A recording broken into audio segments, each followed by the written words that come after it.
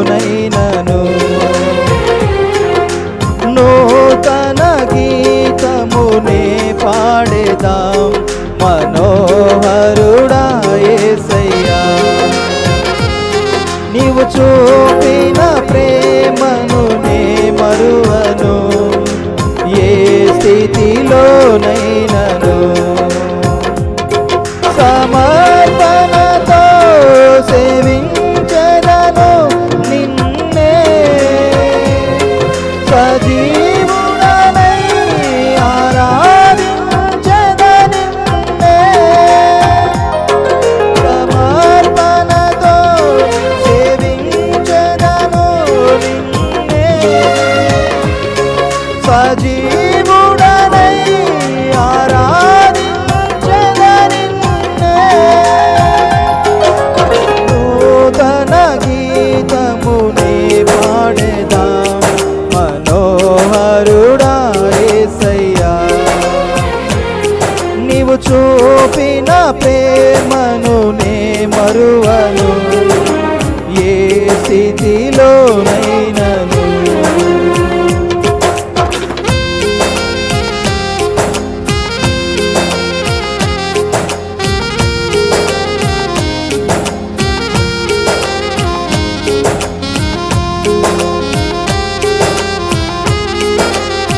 హల్లెలూయా.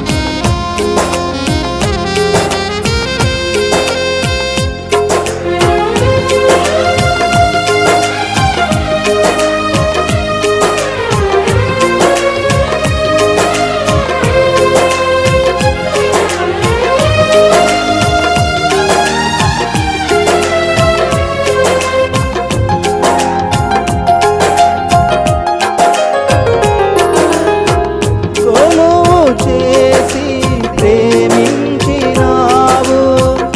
కోరదగినది ఏముంది నాలో.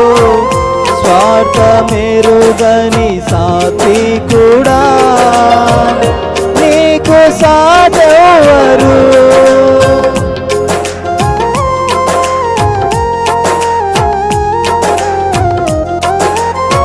కొలువు చేసి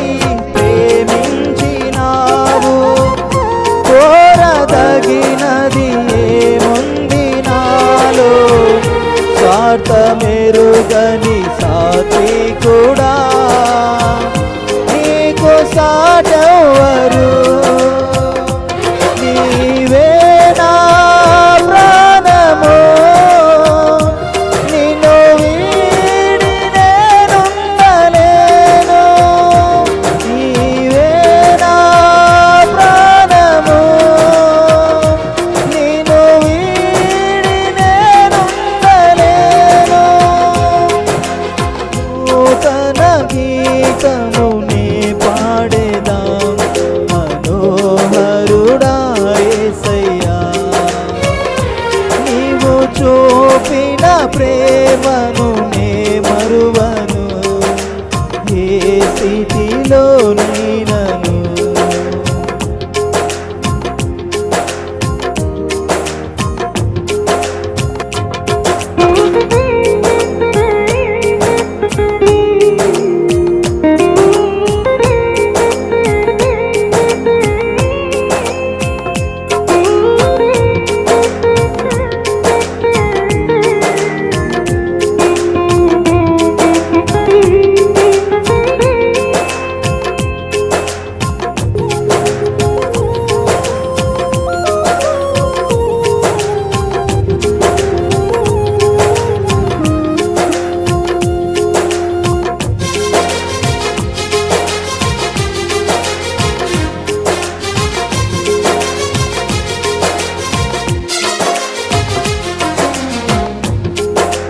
తీరం కనబడని వేళ కడలి కెరటాలు వేధించు వేళ కరుణమూర్తిగా దిగి వచ్చిన నీకు సాటెవరు.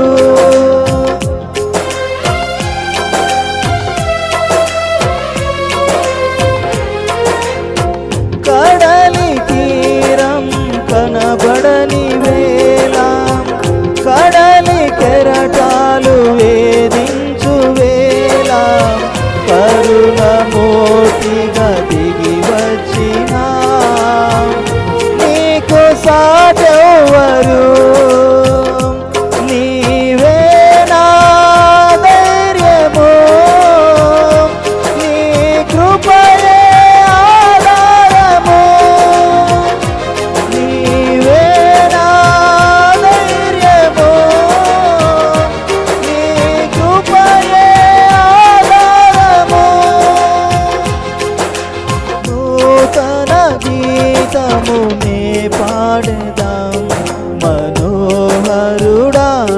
యేసయ్యా నీవు చూపిన ప్రేమను నే మరువను ఏ స్థితిలోనైనను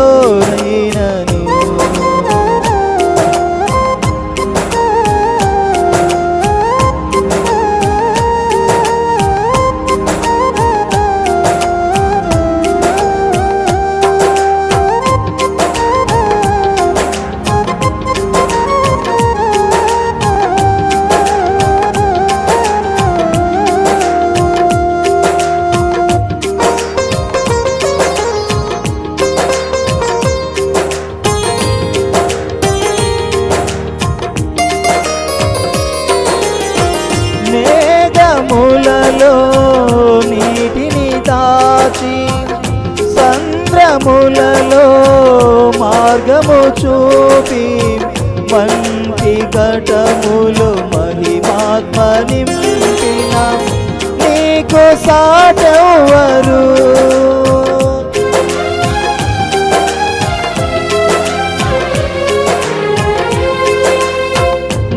మేఘములలో నీటిని దాచి సంద్రములలో మార్గము చూపి మంచి ఘటములు మహిమాత్మ నింపిన నీకు సాటెవ్వరు నీవే నా విజయము నీ మహిమయే నా గమ్యము నీవే నా విజయము నీ మహిమయే నా గమ్యము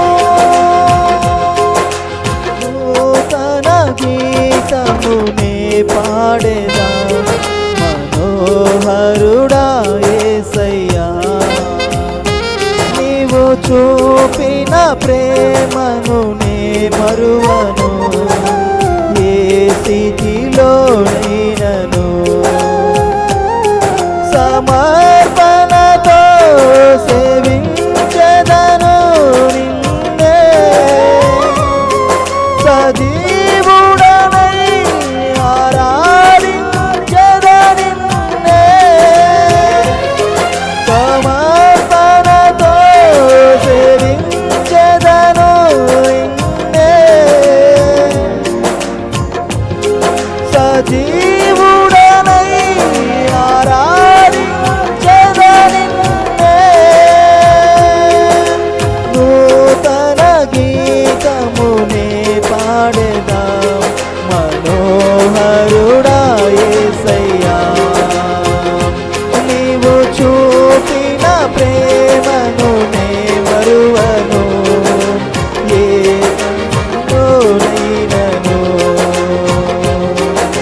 నూతన గీతమునే పాడేదా మనోహరుడా యేసయ్యా నీవు చూపిన ప్రేమను నే మరువను ఏ స్థితిలోనైనను నీవే నా ప్రాణము నిన్ను వీడి నేనుండలేను నీవే నా ప్రాణము నిన్ను వీడి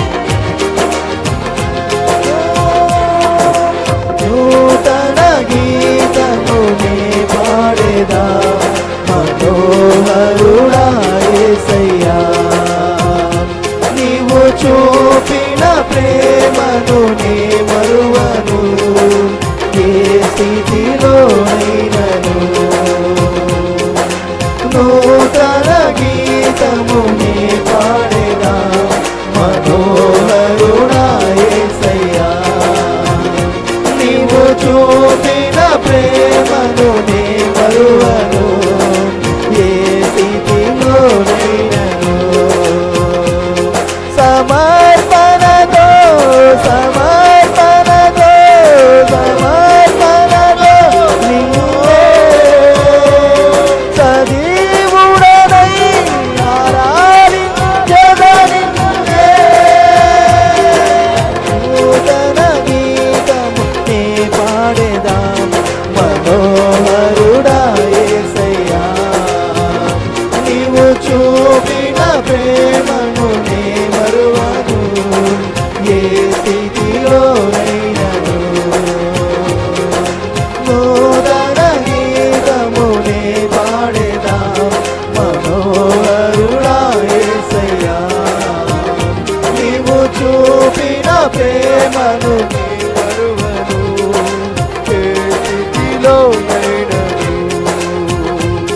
సమర్పణతో సేవించెదను నిన్నే సజీవుడనై ఆరాధించెదను నిన్నే సమర్పణతో సేవించెదను నిన్నే సజీవుడనై ఆరాధించెదను నిన్నే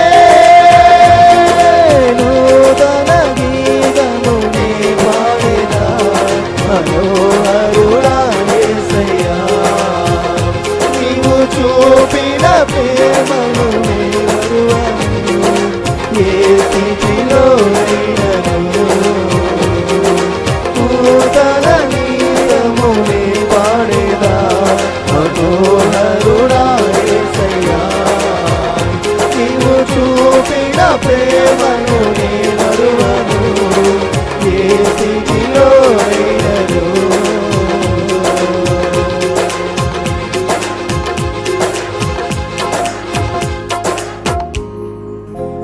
నూతన గీతము నే పాడేదా మనోహరుడా యేసయ్యా నీవు చూపిన ప్రేమను నే మరువను ఏ స్థితిలోనైనను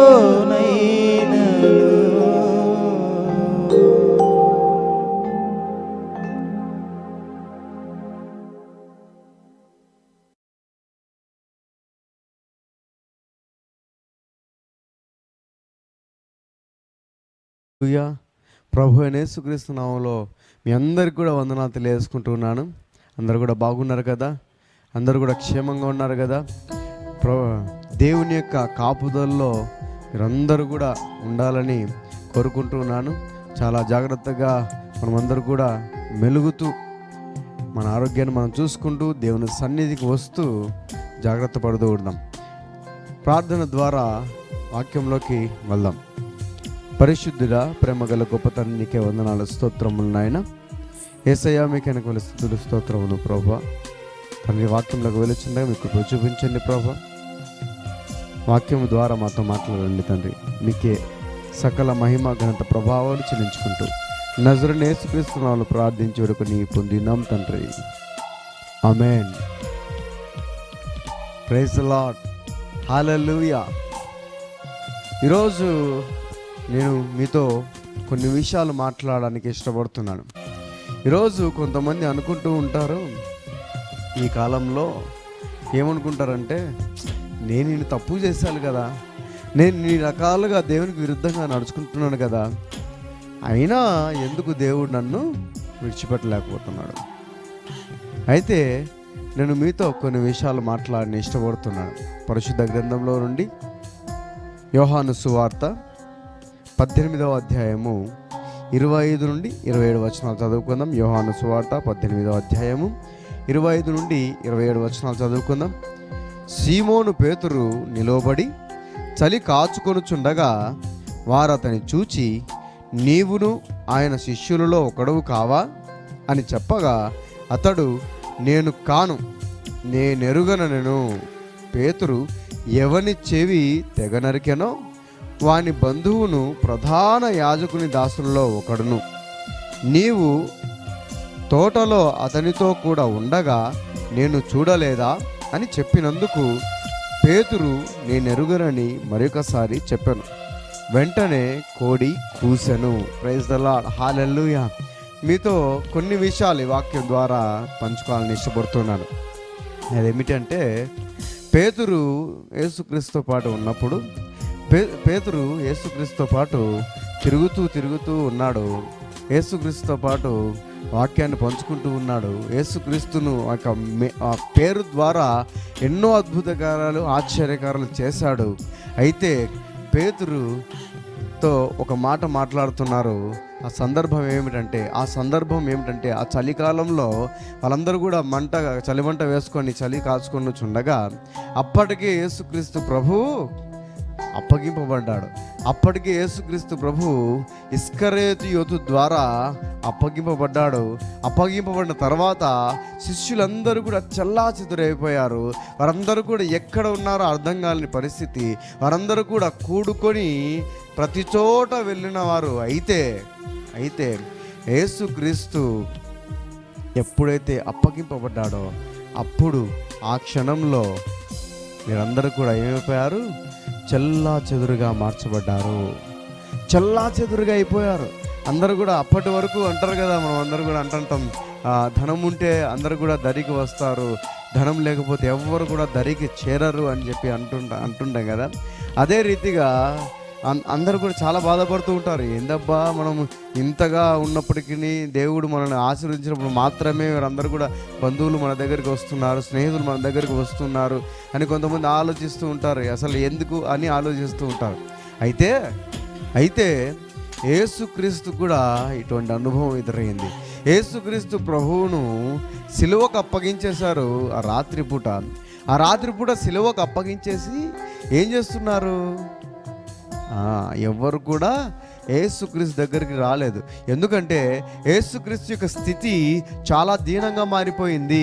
యేసుక్రీస్తు యొక్క స్థితి ఎలా మారిపోయిందంటే, సువార్త చెబుతూ ఉంటే అందరూ భయపడేవారు, కానీ ఇప్పుడు మాత్రం ఏం చేస్తున్నారు? అందరూ కూడా యేసుక్రీస్తును భయపెడుతున్నారు. యేసుక్రీస్తును ఏం చేస్తున్నారు? హింసిస్తున్నారు. యేసుక్రీస్తును కొడుతున్నారు, యేసుక్రీస్తును దూషిస్తున్నారు. కాబట్టి ఆ ప్రాంతంలోనికి ఎవ్వరు కూడా వెళ్ళలేని పరిస్థితి. ఆ ధైర్యం సరిపోవడం లేదు వారందరికీ కూడా. అప్పటి వరకు యేసుక్రీస్తుతో తిరిగిన వారే, అప్పటి వరకు యేసుక్రీస్తుతో ఉన్నవారే, అప్పటి వరకు యేసుక్రీస్తుతో తిన్నవారే, త్రాగిన వారే, ఆయనతో పాటు నడిచిన వారే. అయినప్పటికీ వారు మాత్రం ఆ సమయంలో ఆయన దగ్గర లేరు. పేతురును అడుగుతూ ఉన్నారు. చలి కాచుకొనుచుండగా పేతురు నిలవబడి చలి కాచుకొనుచుండగా వారు అతన్ని చూచి, నీవును ఆయన శిష్యుల్లో ఒకడవు కావా అని అడుగుతున్నారు. నీవును ఆయన శిష్యులలో ఒక్కడవు కావా అని అడుగుతూ ఉన్నారు. అడిగిన వెంటనే ఆయన ఏమంటున్నారంటే, పేతురు ఏమంటున్నాడంటే, నేను కాను, నేను ఎరుగను అంటున్నాడు. నేను కాను, నేను ఎరుగను అని అంటున్నాడు. మనం కూడా కొన్ని సందర్భాల్లో మనం ఏమంటుంటామంటే, నేను క్రైస్తవుని కాదండి క్రైస్తవుని. ఆ యొక్క పరిస్థితులను బట్టి మనం ఏం చేస్తూ ఉంటాం? అందరం కూడా నేను క్రైస్తవుని కాదు అని బహిరంగంగా ఒప్పుకోవడానికి భయపడుతూ ఉంటాం. ఎందుకంటే మనల్ని హింసిస్తారేమో, మనల్ని కొడతారేమో, మనల్ని చంపివేస్తారేమో అని చెప్పేసి భయం లోపల చాలా పిరికితనంతో ఉంటూ ఉన్నాం మనం. బైబిల్లో నరకానికి ఎవరు వెళ్తారు అనే లిస్ట్లో, ప్రకటన గ్రంథంలో ఎవరు ఫస్ట్ ఆఫ్ ఆల్గా ఉంటారంటే, ఎవరైతే పిరికితనంతో ఉంటారో వారు ఉంటారు. వారికి లిస్ట్ పేరు, ఆ పేర్లలో ప్రధానమైన పేరు ఏంటంటే, ఫస్ట్ వచ్చే పేరు పిరికితనం కలిగిన వారు, పిరికివారు అని ఉంటుంది. పిరికివారు నరకంలో ఫస్ట్ ఉంటుందంట. ఇదేంటి రన్నింగ్ రేస్ అనుకుంటున్నారేమో. నిజంగా చెప్తున్నాను, పిరికితనం కలిగిన పిరికివారు ఎక్కడుంటారు? ఫస్ట్ నరకంలో ఉంటారు. వారే మొదటగా కనబడతారు, వారే మొదటగా వెళ్తారు కూడా. మనం ఏం చేస్తుంటాం? అదే పిరికితనంతో ఏం చేస్తుంటామంటే పరిగెడుతూ ఉంటాం. అదే పిరికితనంతో నేను క్రైస్తవుని కాదు అని అంటూ ఉంటాం. క్రైస్తవుని కాదు అని అంటూ ఉంటాం. అయితే ఒక సందర్భం మీతో పంచుకోవాలని ఇష్టపడుతున్నాను. అదేంటంటే, ఒక పాస్టర్ గారు ఒక యవనస్తునికి ఫోన్ చేసి, ఆయన ఎవరో తెలియదు అన్నట్టుగా మాట్లాడుతున్నాడు అనమాట. అయ్యా, నువ్వు ఇట్లా నమ్ముకున్నావు కదా, నీ ధర్మం వేరు, నీ ఆచారం వేరు, నీ మతం వేరు, నీ కులం వేరు, కాబట్టి నమ్ముకున్నావు. ఎందుకు నమ్ముకున్నావు అని అడిగాడు. లేదయ్యా, నేను నా పర్సనల్ ఒపీనియన్, దేవుడు నన్ను దర్శించాడు, దేవుడు నాతో మాట్లాడాడు, దేవుడు నన్ను వాడుకోవాలని చెప్పాడు, కాబట్టి నేను దేవుణ్ణి నమ్ముకున్నానయ్యా అని అన్నా. అంటే లేదు నీ మీద కేసు వేస్తాను ఖచ్చితంగా. నీ మీద కేసు వేసి ఏం చేస్తాను, ఖచ్చితంగా నేను కోర్టు లాగుతాను. నువ్వు అందరికి కూడా చీడ పురుగులాగా సమాజంలో తయారవుతున్నావు అని అంటూ ఉంటే నేను అన్నాడు, సరేయ్యా మీరు కాదనలేదు, కేసు వేసుకోండి, నేను కాదనలేదు, కేసు వేసేయండి. కేసు వేసిన తర్వాత పోలీస్ స్టేషన్లో కంప్లైంట్ ఇస్తారో, కేసు రేజ్ చేస్తారో, ఎఫ్ఐఆర్ ఫైల్ చేస్తారో, అది మీ ఇష్టము. ఎందుకంటే మీకు నచ్చలేదు, క్షమించండి. మీకు నచ్చలేదు కాబట్టి నన్ను క్షమించండి, దయచేసి ఏమనుకోవద్దు, నేను మాత్రము మారను అని అంటున్నాను. ఇలాగా 10-15 నిమిషాలు సంభాషణ జరిగిన తర్వాత ఈ యవనస్తుడు అన్నాడు, లేదయ్య గారు మీరు ఏం చేసుకుంటారో చేసేసుకోండి, ఎందుకంటే నేను నమ్మాను అంతే, నేను క్రైస్తవుని అంతే, నేను క్రైస్తవుని, ఎందుకంటే క్రీస్తుని వెంబడిస్తున్నాను కాబట్టి నేను క్రైస్తవుని, కాబట్టి నేను క్రీస్తుని నేను విడిచిపెట్టలేను, ఆయన నామాన్ని నేను ఎరిగి కూడా ప్రకటించడానికి సిగ్గుపడుతూ భయపడడానికి నేను పిరికివాణ్ణి కాదు అని చెప్పాను. చెప్పిన తర్వాత మరలా ఆయన ఫోన్ చేసి యవనస్తునికి మరలా అంటున్నాడు, నీతో పాటు నీతో ఎంతమంది ఉన్నారు అందరు కూడా పేర్లు వేసేస్తాను, అందరి పేర్లు రాసేస్తాను అంటే ఈ యవనస్తుడు అంటున్నాడు, అయ్యా మీరు కేసు పెడతా అంటున్నారు, కాదని లేదు, కాబట్టి వారికి ఎవరికి కూడా ఏ పాపం ఎరగరు, కాబట్టి నా పేరు నా పేరు మాత్రమే ఫైల్లో కేసులో నా పేరు మాత్రమే ఉంచండి, దయచేసి వారిని ఎవరి పేరు కూడా ఉంచొద్దు అని చెప్పాడు. చెప్పిన తర్వాత ఈ యవనస్తునికి కొంచెం ఏదో ఒక అనుమానం వచ్చింది, ఈ గొంతు ఎక్కడో వినపడిందని చెప్పేసి ఏం చేస్తారంటే మరలా తిరిగి ఫోన్ చేసి, అయ్యగారు మీరు పలానా వ్యక్తి కదా, మీరు పలానా పాస్టర్ కదా, మీరు సేవకులు కదా అన్న వెంటనే ఆయన గట్టిగా నవ్వడం ప్రారంభించాడు. నవ్వి ఆయన అంటున్నాడు, ఏమంటున్నారంటే గట్టిగా నవ్వేసి అంటున్నాడు, నిజమే నువ్వు అనుకున్న వ్యక్తినే, నేను సేవకుణ్ణి అన్నాడు. అన్న వెంటనే ఈ యవనస్తునికి చాలా సంతోషమైంది. ఒక పాస్టర్ గారు ఈయనకు ఫోన్ చేసి మాట్లాడడం అనేది చాలా గొప్ప విషయం అని భావించి చాలా సంతోషపడి, అయ్యగారు చాలా సంతోషం అండి మీతో మాట్లాడినందుకు చాలా సంతోషం అని అంటే ఆయన అంటున్నాడు, ఎందుకు నిన్ను ఇట్లా చెప్పానంటే నాతో పాటు ఒక వ్యక్తి ఉన్నాడు, ఆ వ్యక్తి కూడా ఇలాగ దేవుని నమ్ముకున్న తర్వాత ఇలాగే ఫోన్ చేసి నేను బెదిరించాను అని అడిగాను, నువ్వు ఇలాగ తప్పు, ఇది కాదు, నేను కేసు వేస్తాను అన్న వెంటనే ఆయన అన్నాడు, లేదండి నేను క్రైస్తవుని కాదు, నేను యేసుక్రీస్తుని ఎరగను, నేను యేసుక్రీస్తును వెంబడించలేదు అని చెప్పేసి బొంకాడంట. బొంకిన వెంటనే ఆయన పేరు చెప్పేసి చెడామడా మాట్లాడేసి, నువ్వు అసలు ఎందుకు క్రైస్తవ్యంలోకి వచ్చావో చాలా అవమానకరంగా ఉంది, నాకు నీ పేరు నేను చెప్పుకోవడానికి చాలా అవమానకరంగా ఉంది అని చెప్పేసి అన్నాడంట. అప్పుడు ఆయన కన్నీళ్లు పెట్టేసి, ఆయన సర్లే అయ్యగారు నన్ను క్షమించండి, నన్ను ఇంకా క్షమించానంటే ఆయన అన్నాడంటే అయినప్పటికీ నువ్వు మాత్రం దేవుని కావాలి, దేవుని నిన్ను విడిచిపెట్టలేదు, దేవుని నిన్ను మర్చిపోలేదు, దేవుని దగ్గరికి రా అన్నాడండి. నిజంగా ఈ మాట అన్న వెంటనే ఈ యవనస్తునికి అర్థమైపోయింది, అవును కదా నన్ను కూడా టెస్ట్ చేశాడు ఈ యొక్క సేవకుడు.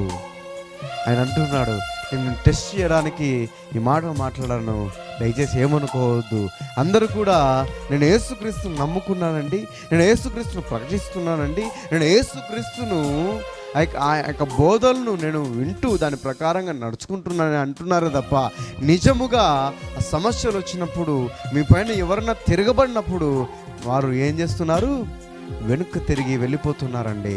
ఓ యవనస్తుడా గుర్తుపెట్టుకో, నువ్వు మాత్రం వెనుక తిరగకూడదు, నిన్ను నిజంగా నేను దేవునికి స్తుతి చెల్లిస్తున్నాను, నువ్వు మాత్రం నేను కేసు పెడతానన్నాను అన్న కూడా జంకకుండా భయపడకుండా పిరికితనంతో నువ్వు మాత్రము నేను లేదండి నన్ను బ్రతిమాలుకోలేదు, నువ్వు ఒకటే బ్రతిమలాడుకున్నావు, ఎందుకంటే నా తోటి సహోదరుల పేర్లు వద్దండి, నా పేర్లు మాత్రము రాయించండి చాలు అని బ్రతిమలాడుకున్నావు, నిజంగా దేవుడు నిన్ను దీవిస్తాడు అన్నాడండి. నిజంగా ఇటువంటి టెస్టులు ఉంటేనేనండి నిజమైన క్రైస్తవులు బయటపడేది. ఇటువంటి పరీక్షలు ఉంటేనే నిజంగా మనం క్రీస్తుని వెంబడిస్తున్నామా లేదా అని అర్థమైపోయేది. Praise the Lord. Hallelujah, hallelujah. ఆయన ఎవరో కాదు, ఆయన ఆంధ్రాలో సేవ చేస్తున్న మక్బుల్ గారు. ఆయన నిజంగా ఆయన చెప్పిన మాటలు ఆ యవ్వనస్తు ఎంత ఇన్స్పైర్గా అయిపోయాయో. ఆ మక్బుల్ బాషా గారు చెప్తున్నారు, సేవ ఎలా చేయనైనా, సేవ ఇలాగ చేయనైనా, అలాగ వెళ్ళొద్దు, ఇలాగ వెళ్ళొద్దు అని చెప్పేసి ఇన్స్ట్రక్షన్ ఇస్తున్నారు. నిజంగా ఆ యవ్వనస్తుని చూసిన వాడు కాదండి, ఆయన కూడా ఆయన ఎంత సేవాభావం కలిగిన వాడంటే యవ్వనస్తునికి ఇన్స్ట్రక్షన్స్ ఇస్తూ, సూచనలు ఇస్తూ, సలహాలు ఇస్తూ, అయినా ఇలాగా సేవ చేయని ఉన్నాడని. నిజంగా ఇటువంటి సేవకులు ఎంతమంది ఉన్నారో కదా. నిజంగా సేవకులు నిజమైన సేవకులుగా మార్చడానికి ఆయన ఎంతగానో తహతహలాడారో కదండి. అదే రీతిగా దేవుడు కూడా మనకు కొన్ని టెస్టులు పెడతాడు. పేతురు అన్నాడు, యేసుక్రీస్తుని అప్పగించక మునుపు పేతురు అన్నాడు, ఏమన్నాడు? లేదయ్యా, నేను విడిచిపెట్టను, నీకు బదులుగా నేను సిలువ వేస్తానంటే ఆయన అన్నాడు, సర్లే నువ్వు అంతగా అంటున్నావు కదా, నన్ను ప్రేమిస్తున్నావా? నిజంగా ప్రేమిస్తున్నానయ్యా, నిజంగా ప్రేమిస్తున్నాను అలాగా 3 సార్లు అడిగితే 3 సార్లు ప్రేమిస్తాను అంటాడు.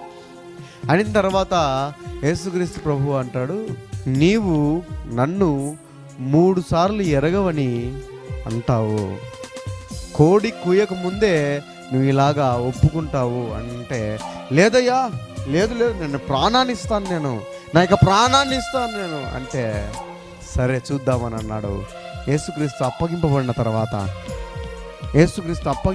తర్వాత ఏం జరిగింది? యేసుక్రీస్తుని అప్పగింపబడిన తర్వాత వీరందరూ కూడా ఎక్కడంటే అక్కడ చెల్లా చెదరైపోయి ఏం జరిగింది? యేసుక్రీస్తుని ఎరుగను అనే స్థాయికి దిగజారిపోయారు. తర్వాత ఏమన్నారంటే, పేతురు ఎవని చెవి అయితే నరికివేశాడో వాని బంధువు ప్రధాన యాజకుని దాసులలో ఒకడు. వాని బంధువు ఎవరంట? ప్రధాన యాజకుని దాసులలో ఒక్కడంట. ఆయన అంటున్నాడు, నీవు ఆ తోటలో నేను చూశాను, నీవు తోటలో అతనిని కూడా ఉండగా నేను చూడలేదా అంటున్నాడు. ఎందుకంటే ఎవరైతే చెవి నరకబడిందో అతని యొక్క బంధువు అంట ఆయన అంటున్నాడు, నువ్వు అబద్ధం చెప్పొద్దు, నువ్వు అబద్ధం చెప్తూ ఉన్నావు, నువ్వు తోటలో ఉండడం నేను చూడలేదా, నువ్వు నన్ను చూడలేదా అని అంటున్నాడు. అయినప్పటికీ నన్ను అంటున్నాడు. ఆయన చెప్పినందుకు పేతురు ఏమంటున్నాడంటే, నేను ఎరుగనని మరొకసారి చెప్పాడండి. నేను ఎరుగనని మరొకసారి చెప్పాడు. చెప్పిన వెంటనే ఏం జరిగిందంటే కోడి కూసింది. Praise the Lord. Hallelujah, hallelujah. చూడండి, పేతురు నేను ఎరుగను అని ఏమంటున్నాడు? బొంకుతూ ఉన్నాడు. ఆయన ఏం చేస్తున్నాడు? దేవుణ్ణి ఎరగను అని చెప్పేసి అంటూ ఉన్నాడు. పేతురు చెప్పిన తర్వాత కోడి కూయడం మొదలుపెట్టింది. యేసుక్రీస్తుతో పాటు ఉన్నావు అన్న మాటకు ఈయన ఏం చెప్పాడు? నేను ఎరగను అన్నాడు. ఆ పేతురే యేసుక్రీస్తుతో పాటు నడిచాడు. ఆ పేతురు యేసుక్రీస్తు చెప్పిన వెంటనే, పిలిచిన వెంటనే జాలి వల వదిలేసి, చేపలు వదిలేసి, దోణి వదిలేసి, కుటుంబాన్ని వదిలేసి వచ్చేసాడు. ఆ పేతురే 3 సంవత్సరాలు యేసుక్రీస్తుతో పాటు నడిచాడు. 3.5 సంవత్సరాలు యేసుక్రీస్తు పాటు నడిచాడు. 3.5 సంవత్సరాలు యేసుక్రీస్తు యొక్క బోధలు విన్నాడు. 3.5 సంవత్సరంలో యేసుక్రీస్తు ఏది చేస్తే అది చేశాడు. 3.5 సంవత్సరంలో యేసుక్రీస్తు ఎక్కడ తింటే అక్కడ తింటూ ఉన్నాడు, ఏమి తింటే అది తింటూ ఉన్నాడు, ఏమి త్రాగితే అది తాగుతూ ఉన్నాడు. అయినా పేతురు ఏమంటున్నాడు? నేను ఎరుగను అంటున్నాడు. Praise the Lord. హల్లెలూయా. మనం కూడా ఇలాగే ఉంటున్నాం. యేసుక్రీస్తు నేను ఎరగనండి, నేను క్రైస్తవుని కాదండి అని అంటున్నాము. నిజంగా మీరు దేవుణ్ణి నమ్ముకొని కూడా, దేవుణ్ణి ఎరిగి కూడా యేసుక్రీస్తుని వెంబడిస్తున్నానని చర్చిలకు వెళ్ళి, సంఘాలకు వెళ్ళి దేవుని ఆరాధిస్తూ, ప్రార్థిస్తూ, కన్నీళ్లు విడుస్తూ, గోజాడుతూ ఉన్నప్పటికీ సమస్యలు వచ్చినప్పుడు మనము ఏమంటున్నాం? నాకు యేసుక్రీస్తు ఎవరో తెలియదు, నాకు యేసుక్రీస్తు ఎవరో తెలియదు, నేను గుర్తెరగను, ఆయన వెంబడించలేదు, ఆయన నమ్ముకోలేదు, నేను బైబిల్ చదవడం లేదు, ప్రార్థన చేయడం లేదని మనము బొంకుతూ ఉంటాం, అబద్ధాలు ఆడుతూ ఉంటాం. అయినా కూడా నీవే కావాలి నా దేవునికి. ప్రైజ్ లార్డ్, హల్లెలూయా. నువ్వు బొంకేవేమో, నీవు సనిగావేమో, లేదండి నాకు యేసుక్రీస్తు తెలియదని అని అంటున్నావేమో, నీవే కావాలి దేవునికి. ఎందుకంటే నీ ద్వారా ప్రపంచాన్ని గడగడలాడించడానికి, నీ ద్వారా ప్రపంచాన్ని మార్చడానికి, నీ ద్వారా ప్రపంచాన్ని తలకిందులు చేయడానికి దేవుడిని కోరుకున్నానండి. ఆశామాషగా కోరుకోలేదు నిన్ను ఉత్తుత్తిగా ఏదో వస్తున్నావు పోతున్నావు అని దానికోసం కాదు దేవుడు నిన్ను కోరుకుంది.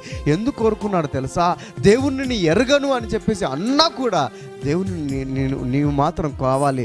ఎందుకంటే నీ ద్వారా అద్భుతములు చేయడానికి, నీ ద్వారా ఆశ్చర్యకారములు చేయడానికి, నీ ద్వారా దేవుని రాజ్యం వ్యాప్తి చేయడానికి, నీ ద్వారా దేవుని రాజ్యాన్ని విస్తరింపచేయడానికి దేవునిని కోరుకున్నాడండి. నువ్వు బొంకుతున్నావా? అయినా పర్వాలేదు, దేవునితో మాట్లాడుతున్నాడు. దేవుడు నాకు తెలియదండి అని అంటున్నావేమో, నేను క్రైస్తవుని కాదు అని అంటున్నావేమో. పేతురు కూడా ఇలాగే అన్నాడు. పేతురు కూడా బొంకాడు, నేను ఎరగను, నీకు తెలియదు, అసలు నాకు ఎవరో తెలియదు అని చెప్పేసి పేతురు యేసుక్రీస్తును దూషించాడండి. అయినప్పటికీ యేసుక్రీస్తు పేతురు ద్వారా అనేక ఆశ్చర్యకారాలు చేశాడు, అనేక అద్భుత కార్యాలు చేశాడు. నిజంగా యేసుక్రీస్తు యొక్క నామాన్ని ఎత్తి ఆ శిష్యులందరూ కూడా అద్భుత కార్యాలు చేశారు. అపోస్తలుల కార్యంలో ఒక మాట ఉంటుందండి, అదేమిటంటే భూమిని తలకిందులుగా చేసేవారు ఇక్కడను ఉన్నారు అని శిష్యులను బట్టి చెప్తారండి. పేతురు యోహానులను బట్టి అంటారు ఆ ప్రజలంతా అంటారు. నిజంగా ఎంత గొప్పవాడండి మన దేవుడు, ఎంత గొప్పవాడండి. అయినను నీవే కావాలి.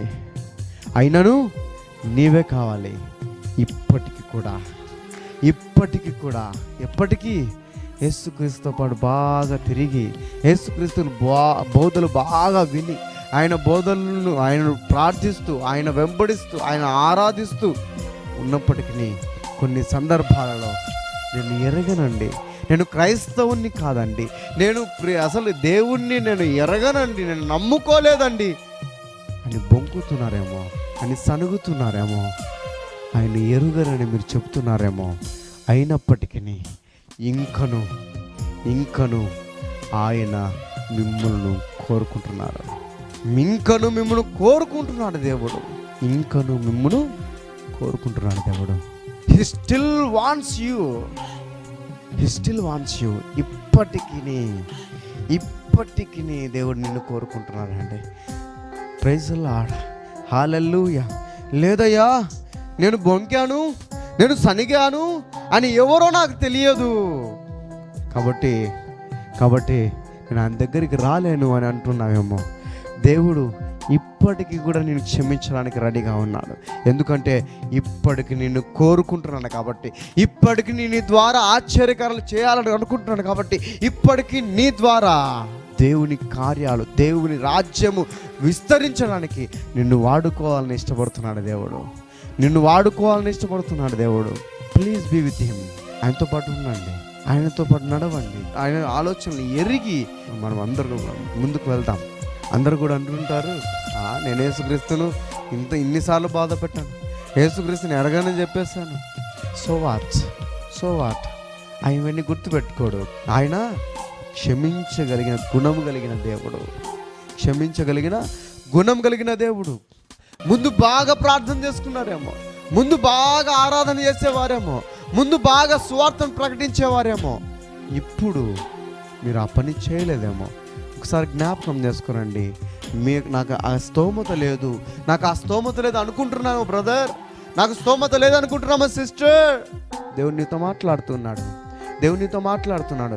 వారి మాటలు విని వీరి మాటలు విని నేను చెడిపోయాను, నా వల్ల కావడం లేదు, దేవుణ్ణి నేను ముందులాగా నేను దేవుని దగ్గర ఉండడం లేదు, దేవుని సహవాసం చేయడం లేదు, దేవుని నేను అంటుకట్టబడి ఉండడం లేదు, అయినా నేను ఎలా సేవ చేయగలను, అయినా దేవుని నేను స్వార్థ ఎలా చెప్పగలను అనుకుంటున్నావేమో. దేవుడు ఇప్పటికీ మిమ్మల్ని కోరుకుంటున్నాడు. ఇప్పటికి నీ దేవుడు నిన్ను కోరుకుంటున్నాడు. Praise the Lord. Hallelujah, hallelujah. పేతురు కూడా బొంకాడు. బొంకిన తర్వాత వెంటనే కోడి కూసింది. వెంటనే కోడి కూసిన తర్వాత ఏం జరిగింది? పేతురుగా ఇంకా ఇలాగ అతాకుతం అయిపోయింది. హృదయం అంతా భారంతో నిండుకొని, దుఃఖంతో నిండుకొని ఉండిపోయి ఏం చేస్తాడు తెలుసా? ఒక గదిలోకి వెళ్ళిపోయి ఏడ్చుకుంటూ కూర్చోడు. ప్రభువా, నేను పాపినయ్యా, నిజమే, నువ్వు చెప్పినట్టు జరిగింది అయ్యా, నువ్వు ఎరగవని, అసలు నేను తిట్టాను అయ్యా, నువ్వు ఎరగవని నేను చెప్పాను అయ్యా, అయ్యా నన్ను క్షమించు అని చెప్పాడండి. చెప్పిన తర్వాత ఏం జరిగింది? 50 రోజుల తర్వాత ఆ పెంతెకొస్తు దినాన ఏం జరిగింది? పేతురు అనబడిన ఆ వ్యక్తి, ఎవరైతే యేసుక్రీస్తుని నేను ఎరుగనని చెప్పిన వ్యక్తి, ఎవరైతే యేసుక్రీస్తుని తిట్టిన వ్యక్తి, ఎవరైతే నేను యేసుక్రీస్తుని ఎరుగనని 3 సార్లు బొంకిన వ్యక్తి నిలబడి అంటున్నాడు, మీరు ఎరుగరా, మీరు ఇంకా ఇలాగే ఉంటున్నారా? యేసుక్రీస్తు మిమ్మల్ని రక్షిస్తాడు, ఆయన రక్తం మిమ్మల్ని స్వస్థపరుస్తుంది, ఆయన రక్తం మీకు పాపములు కడుగుతుందని చెప్పేసి అదే వ్యక్తి ప్రకటించడం మొదలుపెట్టాడు. అదే వ్యక్తి నిలబడి ధైర్యంగా ప్రకటిస్తున్నాడు. ప్రకటించిన తర్వాత ఏం జరిగింది? అద్భుతంగా 1000 మంది యొక్క జనముల యొక్క హృదయములు కోయబడ్డాయంట, నరకబడ్డాయంట. అందరూ కూడా రక్షింపబడ్డారు. పేతురు అలాగ అనుకొని, నేను యేసుక్రీస్తును బొంకాను కదా, నేను తెలియదని చెప్పేశాను కదా, ఇంకా నాతో ఏం పనిలే అని అనుకొని ఉంటే అంతమంది రక్షించబడేవారు కాదండి. ఇప్పటి వరకు ఇన్ని సంఘాలు వచ్చేవి కాదండి. ఒకసారి జ్ఞాపకం చేసుకోండి. ఇంకను మిమ్ములను కోరుకుంటున్నాడు. Still he wants you. ఇప్పటి వరకు దేవుడు మిమ్మల్ని కోరుకుంటున్నాడు. కాబట్టి దేవుని దగ్గరికి వెళ్దాం. ఆయన కోరుకున్నాడు కాబట్టి మన యొక్క లోటుపాట్లన్నీ ఆయన చూసుకుంటాడు, ఆయన సరి చేస్తాడు, ఆయన మనల్ని రూపాంతరంలోకి తీసుకుని వెళ్తాడు. కాబట్టి ఈ యొక్క ఆటంకాన్ని ప్రక్కన పెట్టేసి, మేబీ బ్యాక్ స్లైడర్ ఏమో, దేవుణ్ణి ఇంకా ఆరాధించలేకపోతున్నారేమో, కొన్ని పరిస్థితుల ద్వారా కొంతమందిని చూచి మీరు సేవ చేయలేకపోతున్నారేమో. దేవుని మీతో మాట్లాడుతున్నాడు. మీ యొక్క లోటును బట్టి, లోపల ఉన్న పాపాన్ని బట్టి మీరు దేవుని దగ్గర రావలేకపోతున్నారేమో, దేవుని యొక్క సేవను చేయలేకపోతున్నారేమో. దేవుని వైపు చూడండి, ఎందుకంటే ఆయన మిమ్మల్నే చూస్తున్నాడు. మీరు తప్ప కార్యం ఎవరు కూడా చేయలేరు. కాబట్టి దేవుని మిమ్మల్ని కోరుకుంటున్నాడు. Praise the Lord. హల్లెలూయా. దేవుని దగ్గరికి వెళ్దామా? దేవునితో మాట్లాడదామా? దేవుని మరొక్కసారి అడుగుదామా ఛాన్స్? మీరు ఛాన్స్ అడగక ముందే ఆయన మిమ్మల్ని కోరుకొని ఉన్నాడు. Still he wants you. కాబట్టి ప్రార్థన చేసుకున్నాం. పరిశుద్ధుడా, ప్రేమ గల గొప్ప తండ్రి, నీకు వందనాలు, స్తోత్రములు నాయన. యేసయ్యా, మీకు వెనకవల స్తుతులు స్తోత్రం తెలుపుకుంటున్నాను ప్రభువా. తండ్రి, పేతురు ఎలాగైతే పొంకాడో ప్రభువా, అలాగే మేము కూడా బొంకుతున్నామేమో తండ్రి. మీరు ఎరుగనని మేము చెబుతున్నామేమో నాయన తండ్రి. మమ్మల్ని అందరికీ కూడా జ్ఞాపకం చేసుకోనండి ప్రభా. మమ్మల్ని అందరికీ కూడా గుర్తెరిగి ప్రభా తండ్రి. అయినా తండ్రి, పేతురుని ఎలాగైతే వాడుకున్నారో ప్రభా, అదే రీతిగా మమ్మల్ని వాడుకోనండి ప్రభా తండ్రి. ఇప్పటి వరకు తండ్రి మనుషులు చూసాము తండ్రి, పరిస్థితులు చూసాము నాయన తండ్రి. ఆ మాటలను బట్టి ఆగిపోయామేమో తండ్రి. మమ్మల్ని అందరికీ కూడా జ్ఞాపకం చేసుకోనండి ప్రభా. మేమందరం కూడా తండ్రి తిరిగి తండ్రి మీకు సేవ చేసే కృపను దయచేయండి ప్రభా. మీకు వందనాలు అయ్యా, స్తోత్రములనైనా తండ్రి. వాక్యం ద్వారా తండ్రి మా యొక్క కార్యం తండ్రి, మేము చేయవలసిన పని ఆగిపోయినది ప్రభా. ఆ పనిని తండ్రి తిరిగి తండ్రి మా ద్వారా తండ్రి జరిగించే కృపను దయచేయండి ప్రభా. మీకే సకల మహిమ ఘనత ప్రభావాలు చెల్లిస్తున్నాను ప్రభా. ఎందుకంటే ప్రభా, మమ్మల్ని ఇప్పటికీ తండ్రి కోరుకున్న దేవుడవు తండ్రి. మీకే వందనాలు, స్తోత్రములు ప్రభా. మీకు వెనక స్తుతులు స్తోత్రము తెలుపుకుంటున్నాను ప్రభా. చూస్తున్న వారికి జ్ఞాపకం చేసుకోండి. ఈ వాక్యాన్ని ప్రభా వారి హృదయాల్లో 100 ఫలింపచేయండి. ఈ వాక్యం వింటున్న ప్రతి ఒక్క సహోదరుడు మరలా తిరిగి ప్రభా తండ్రి మిమ్మల్ని ఎరిగి ప్రభా తండ్రి మీ నామాన్ని పట్టుకుని ప్రభా అద్భుత కార్యములు చేయును గాక తండ్రి. మీకే సకల మహిమ ఘనత ప్రభావాలు చెల్లించుకుంటూ నజరేయుడైన యేసుక్రీస్తు నామములో ప్రార్థించి వరకు పొందినాం తండ్రి. ఆమేన్. Praise the Lord. Hallelujah. May God bless you.